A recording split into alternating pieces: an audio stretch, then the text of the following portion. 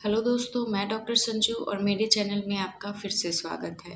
दोस्तों, आज के इस वीडियो में हम बात करने वाले हैं वेजाइनल डिस्चार्ज के बारे में, यानी कि योनि मार्ग से जो स्राव होता है उसके बारे में, जिसको कि ल्यूकोरिया भी कहा जाता है। तो ये वेजाइनल डिस्चार्ज क्यों होता है, इसके होने के क्या कारण होते हैं, उसी के बारे में आज हम डिस्कस करने वाले हैं। वेजाइनल डिस्चार्ज एक पानी जैसा चिपचिपा पदार्थ होता है जो वेजाइना से निकलता है। ये जो डिस्चार्ज होता है ये सर्विक्स और वेजाइना के अंदर जो ग्लैंड्स पाई जाती हैं उनकी वजह से बनता है। ये जो डिस्चार्ज है ये ज़रूरी होता है वेजाइना को नम बनाए रखने के लिए और उसको हेल्दी बनाए रखने के लिए।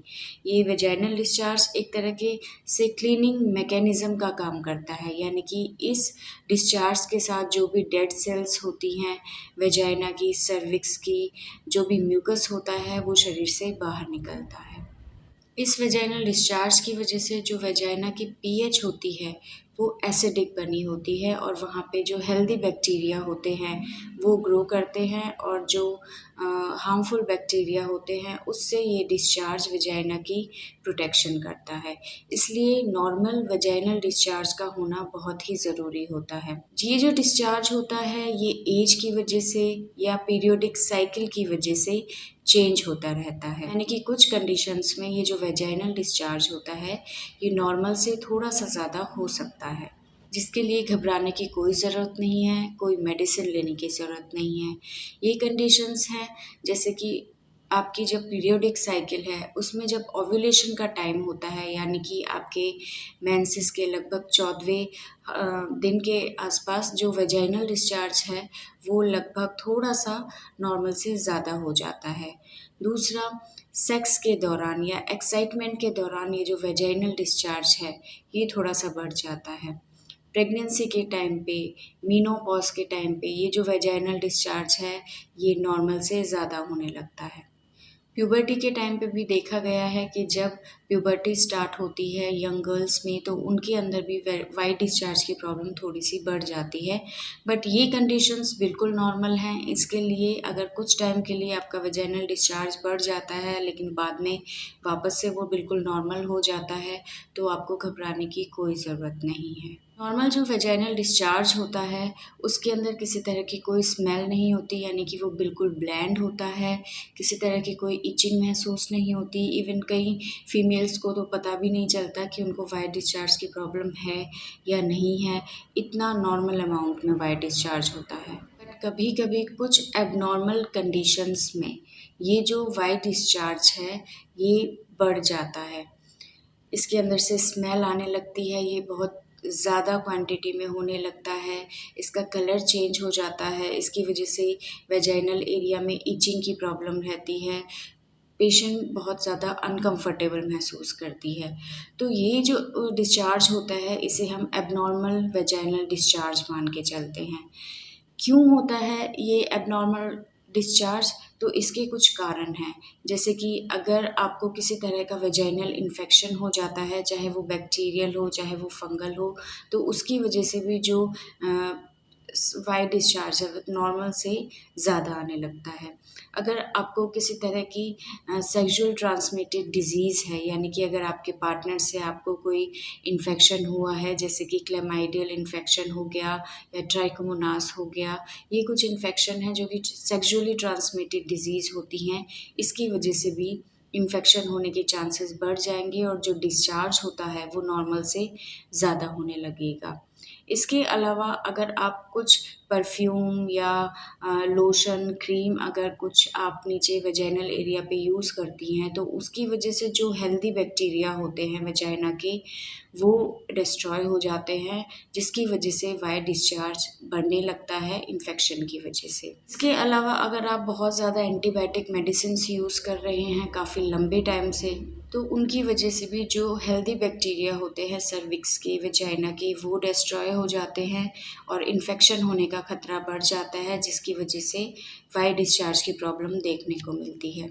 इसके अलावा डायबिटिक अगर आप हैं, आप मेनोपॉज़ल एज में हैं, तो उसकी वजह से भी आपका जो वाइट डिस्चार्ज है वो बढ़ जाता है। मेनोपॉज़ में ड्राइनेस की वजह से वहाँ पे इन्फेक्शन होने का खतरा ज़्यादा रहता है और इन्फेक्शन होने की वजह से आपको डिस्चार्ज की प्रॉब्लम महसूस हो सकती है। या अगर कोई ऑटो इम्यून डिज़ीज़ है, आपकी इम्यूनिटी बहुत ज़्यादा वीक है, आपकी जो आप साफ़-सफ़ाई का ध्यान नहीं रखते हैं पीरियड्स के दौरान या वैसे नॉर्मल कंडीशंस में, तो भी चांसेस होते हैं इन्फेक्शन होने के और इन्फेक्शन की वजह से फिर वाइट डिस्चार्ज की जो प्रॉब्लम होती है वो ज़्यादा होने लग जाती है। इसके अलावा सर्वाइकल कैंसर भी एक बहुत बड़ा कारण होता है वाइट डिस्चार्ज के लगातार बने रहने का।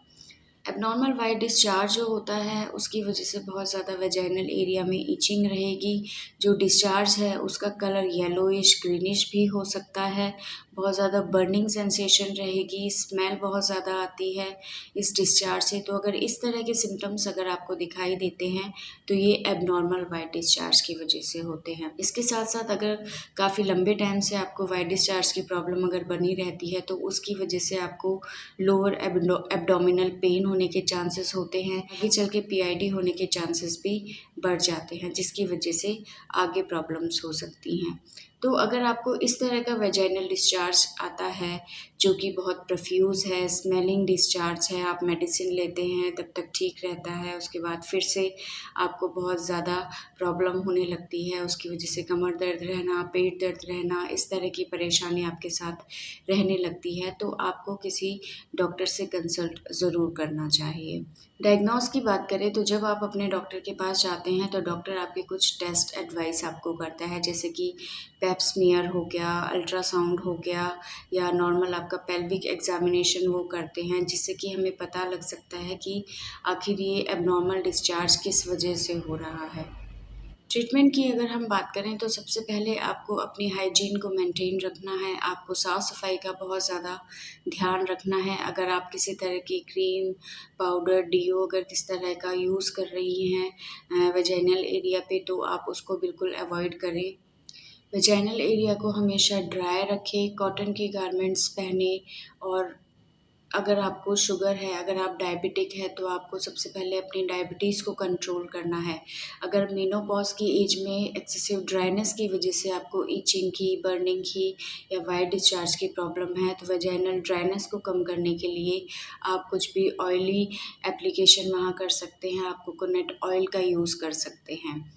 अगर किसी बैक्टीरियल इन्फेक्शन की वजह से आपको प्रॉब्लम हो रही है वाइट डिस्चार्ज की, तो आप अपने डॉक्टर से जब कंसल्ट करेंगे तो आपको वो उसके अकॉर्डिंग एंटीबायोटिक, एंटी फंगल या कुछ वेजाइनल पेसरी जो कि हम वेजाइनल टैबलेट्स के नाम से भी जानते हैं, ऐसी मेडिसिन्स आपको प्रिस्क्राइब की जाती हैं।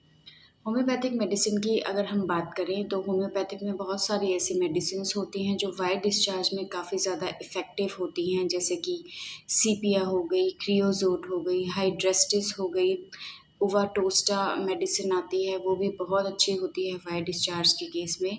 तो इस तरह की मेडिसिन आपके डॉक्टर आपको प्रिस्क्राइब करेंगे। तो अगर आपको इस तरह के एब्नॉर्मल वाइट डिस्चार्ज की प्रॉब्लम रहती है तो आप अपने डॉक्टर से ज़रूर कंसल्ट करें, क्योंकि अगर आप टाइम रहते इसको ट्रीट करा लेंगे तो ये बहुत जल्दी क्योर हो जाता है। बट अगर आप इसको क्रॉनिक बना देंगे, काफ़ी लंबे टाइम तक अगर आप इस पे ध्यान नहीं देंगे तो इस प्रॉब्लम को फिर कंट्रोल करना काफ़ी मुश्किल हो जाता है, क्योंकि फिर इसमें आगे सर्वाइकल कैंसर होने के चांसेस बढ़ जाते हैं। तो ये था टॉपिक आज का हमारा वेजाइनल डिस्चार्ज को लेके। आपको कैसा लगा हमें ज़रूर कमेंट करके बताइएगा, और अगर वीडियो आपको पसंद आती है तो इसे लाइक ज़रूर करें और नेक्स्ट वीडियोज़ को देखने के लिए चैनल को सब्सक्राइब ज़रूर करें। Thank you.